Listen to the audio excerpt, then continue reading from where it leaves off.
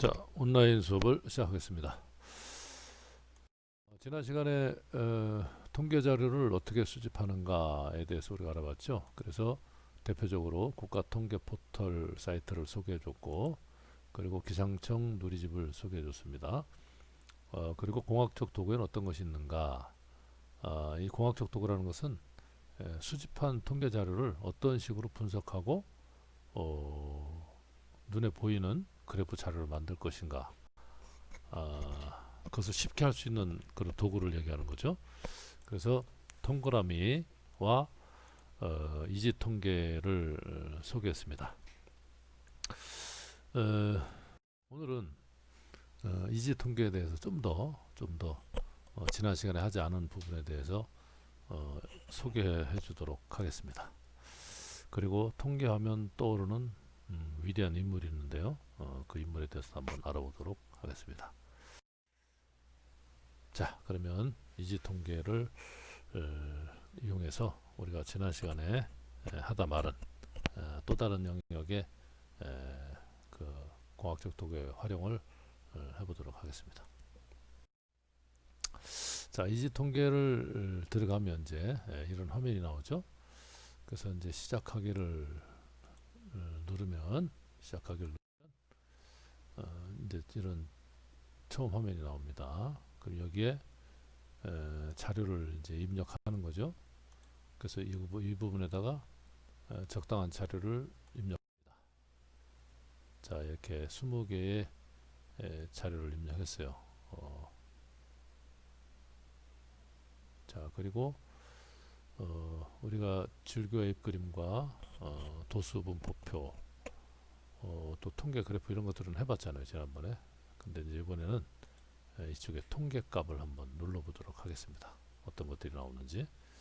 이 통계값을 누르면 이런 창이 떠요. 그래서 평균을 누르면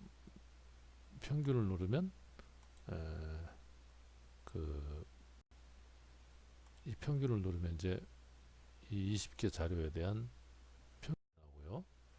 그리고 밑에 있는 이 중앙값을 누르면 20개 자료의 중앙값이 나오고, 그 다음에 최빈값. 이 최빈값이라는 것은 빈도수, 그러니까 같은 점수 때가 이제 많은 거, 그런 것들이 표시가 되는데, 지금 여기 보면은 같은 점수가 없죠. 같은 점수가 없으니까 이 최빈값은 20개 자료가 다 되는, 이렇게. 그리고 최대값은 이 자료 중에서 가장 높은 값 되겠죠. 그리고 최소값은 가장 낮은 값, 그래서 10이 되겠습니다. 이렇게 평균, 중앙값, 최빈값, 뭐 최대값, 최소값들을 알아볼 수 있는데, 여기서 이 평균, 중앙값, 최빈값을 뭐라고 얘기하냐면은 대표값이라고 해요. 대표값. 대표값에는 평균, 중앙값, 최빈값이라는 것이 있는데, 이 대표값이라는 건 뭐냐면 우리가 예를 들어서 성적을 비교한다. 그러면 1반, 2반, 3반, 4반, 5반, 6반, 예를 들어서 수학 성적이다. 그러면 뭘 가지고 비교합니까? 100점짜리가 많은 걸로 비교합니까? 아니면 낮은 점수가 많은 걸 비교합니까? 그게 아니죠. 평균을 가지고 하죠. 그래서 그 집단의 어떤 성향을 대표되는 수치로 나타내는 것을 대표값이라고 하는데, 그렇게 이용되는 것, 그 종류가 평균, 중앙값, 최빈값이라는 것이 있어요. 그래서 평균은 어떻게 구합니까? 평균은 이 20개의 자료를 다 더한 다음에 20으로 나누면 되겠죠. 그래서 이제 나온 것이 51.5가 되겠고요. 그 다음에 중앙값이라는 건 뭐냐면 이 자료를 크기 순서로 쭉 늘어났을 때 정중앙에 오는 값. 이 밑에 보면 밑에 이 최빈값이 이제 쭉 나오는데, 이 최빈값이라는 거는 낮은 점수부터 시작해서 가장 높은 점수까지 올라간 거예요. 여기 90 다음에 10이 아니라 100입니다. 100. 그래서 여기서 보면 이게 20개 자료인데 가장 정중앙은 이게 짝수니까 정중앙이 두 개가 되잖아요. 48과 50이 되죠. 50. 48과 50이 되기 때문에 이럴 때는 중앙값을 48이라고 할 수도 없고 50이라도 할 수 없기 때문에 48과 50을 더해서 2로 나눈 값, 그게 바로 49가 되겠죠. 그래서 중앙값이 나온 거예요. 중앙값이라는 것은 자료를 크기 순서로 쭉 늘어나서 가장 중앙에 온 값을 중앙값이다. 이것도 자료가 많게 되면 평균하고 비슷해집니다. 자료의 개수가 적으면 평균과 차이가 날 수도 있지만 자료가 많을 때는 평균이나 중앙값이나 비슷한 그런 수치를 나타냅니다. 그리고 최빈값이라는 게 뭐냐면 최빈값 아무것도 되겠지만 같은 점수, 같은 값, 여기 지금 다 점수가 다르잖아요. 다르기 때문에 여기는 그냥 모든 것들이 다 최빈값이에요. 예를 들어서 이 중에서 24점짜리가 3명이 있다. 그러면은 최빈값은 24가 되는 거죠. 그래서 이렇게 자료를 입력하고 평균, 중앙값, 최빈값 이런 것들을 계산해서 알아낼 수가 있다. 또 이외에 뭐 분산과 표준편차 이런 것들도 알아볼 수가 있는데 그거는 지금 얘기하면 여러분들이 머리가 복잡할 것 같고 나중에 3학년 때 또 공부하기로 하죠.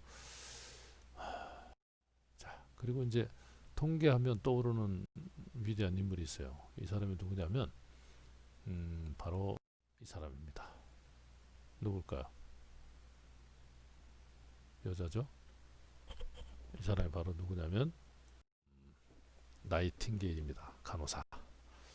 이 간호사 나이팅게일이 통계하면 떠오르는 위대한 인물이 왜 됐을까? 지금부터 선생님이 좀 자세하게 설명을 해주도록 하겠습니다. 이 유럽에서 이제 그 크림 전쟁이 일어났었어요. 러시아와 그 발칸반도를 둘러싼 그 유럽 나라들과의 전쟁이죠. 오스트리아, 뭐 영국, 프랑스 관련된 그런 전쟁인데 크림 전쟁이 일어났을 때에 그 나이팅게일은 그때 이제 간호사가 되는 훈련을 받고 있었다 그래요. 그래서 전쟁이 일어나니까 그 병원으로 이제 지원에 떠났죠. 그래서 그것 상황을 보니까 그 너무도 그 이제 다친 병사들이 입원한 그 부상 병동이 너무나 더러운 거예요. 공기도 불량하고 막 쥐들이 막 다니고 굉장히 그런 열악한 환경 속에서 또 식수도 오염돼 있고 그래서 그 입원한 그 전쟁터에서 온 환자들이 제대로 치료를 못하는 거죠. 오히려 그 전쟁으로 인한 상처로 입원했다가 2차 감염 또 다른 전염병으로 이제 고통을 받는 겁니다. 그래서 이 환경을 개선해야 되는데 그 전쟁터에서 그게 쉽지가 않지 않습니까? 그래서 이제 이 나이팅게일은 환자들을 살피면서 그 환자 현황에 대해서 이제 정리를 하고 분류를 했습니다. 그리고 이제 도표를 이렇게 만드는 거예요. 도표를. 그래서 뭐 사망자를 예를 들어서 조사를 하면 전염병에 의한 사망, 또 부상에 의한 사망, 또 다른 원인에 의한 사망 이런 것들을 이렇게 일목요연하게 도표를 이용해서 이제 표시를 했죠. 1854년 4월부터 시작해가지고 이렇게 그 전쟁에 의한 그 상처로 인한 부상자보다 이 파란색으로 된 부분이 바로 전염병으로 인한 죽은 사람들이에요. 그러니까 다쳐서 죽은 게 아니라 거기 입원해 있다가 여러 가지 나쁜 환경 때문에 다른 질병에 걸려서 그 전염병으로 인해서 사망한 사람들이 아주 눈덩이처럼 이렇게 불어나는 거죠. 5월달, 6월달에서 7월달부터는 급격히 늘어나죠. 자, 그래서 이제 이런 자료를 그 다 조사를 하니까 아주 방대한 자료가 이제 쌓였겠죠. 그래서 이거를 그 이제 본국에 있는 의사들과 행정 관료들에게 보고를 해서 그 사람들이 이제 신경을 쓰게 만드는 거죠. 그래서 결국은 그 사람들을 설득을 해서 변화를 이끌어내. 그래서 이 나이팅게일이 전쟁터로 간 지 6개월 만에 그 사망률을 40%에서 2%로 뚝 떨어뜨린 거예요. 그러니까 다쳐서 죽은 사람들 이외에 전염병으로 죽는 환자를 제로로 만들어 버린 거죠. 이게 다 그 나이팅게일의 노력이 아니었나 그런 생각합니다. 그래서 이 전쟁이 끝난 뒤에도 이 나이팅게일은 자기가 이렇게 분석하고 많은 그 자료 모은 것들을 그 데이터베이스화해서 이런 것들을 이제 세상에 내놓는 거죠. 그리고 전쟁터 속의 병원의 그 참혹한 실상이 담긴 책들을 또 출간하기도 하고, 그리고 나이팅게일 간호학교도 세워서 이런 분야에 있어서 아주 눈부신 활약을 합니다. 결국은 뭐 흰 옷을 입은 천사다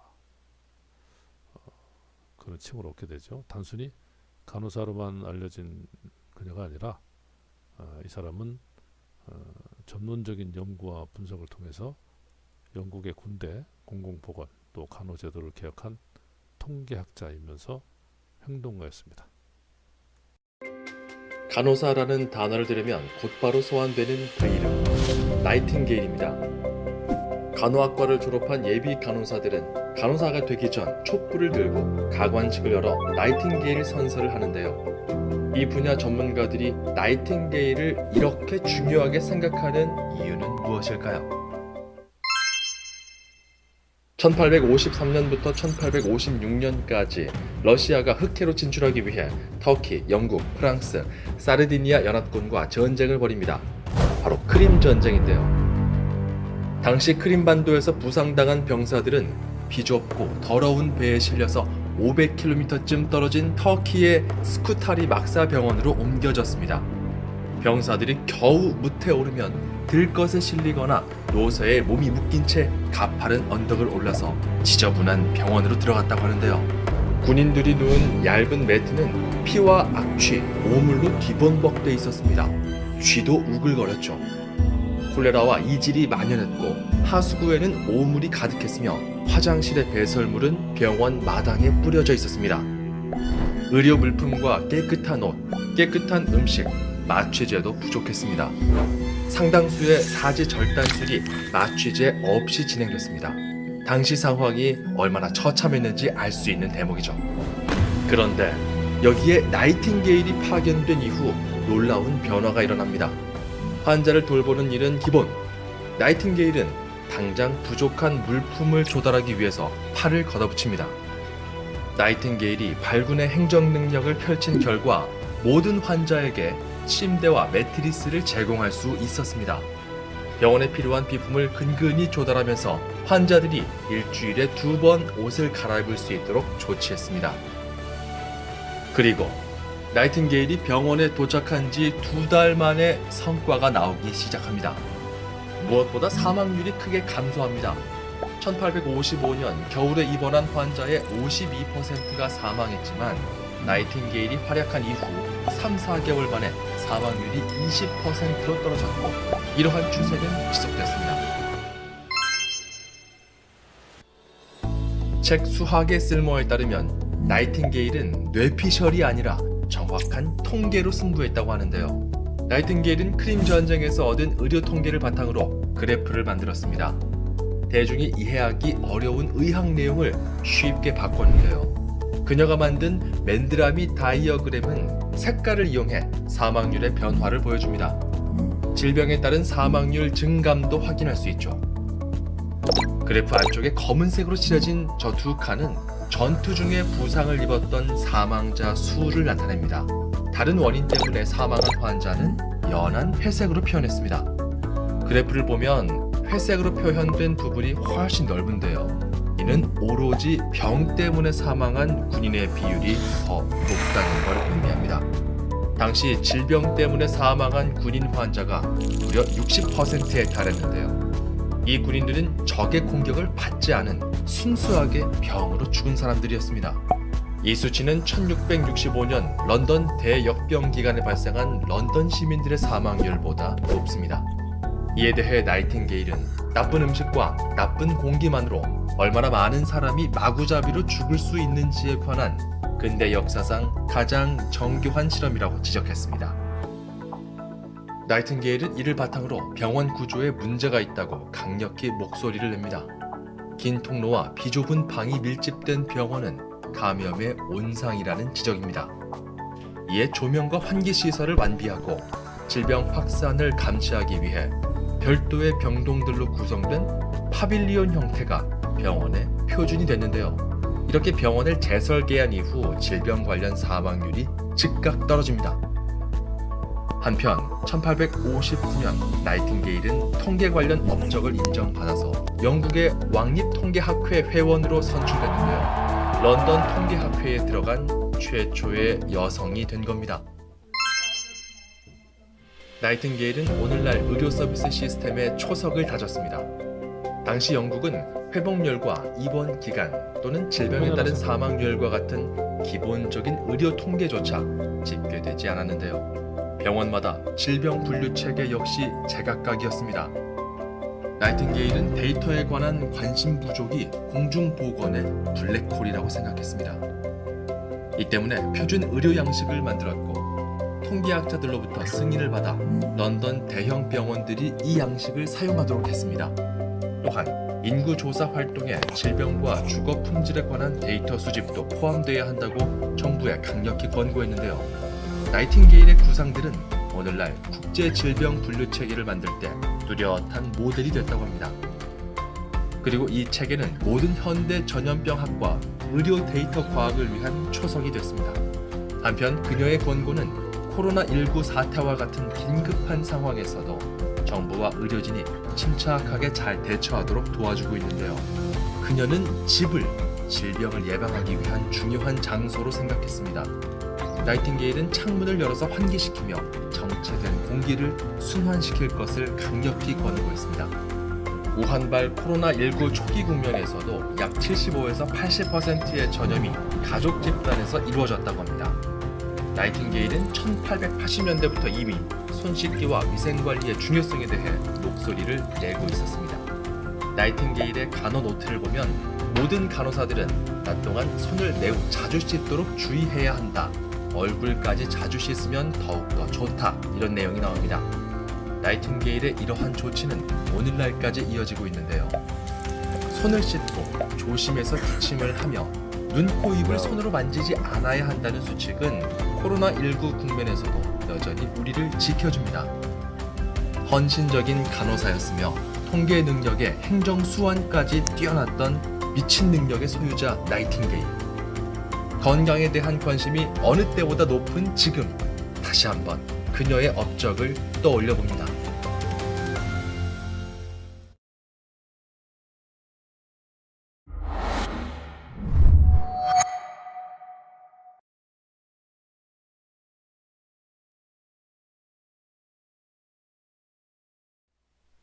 자, 나이팅게일이 대단한 사람이죠.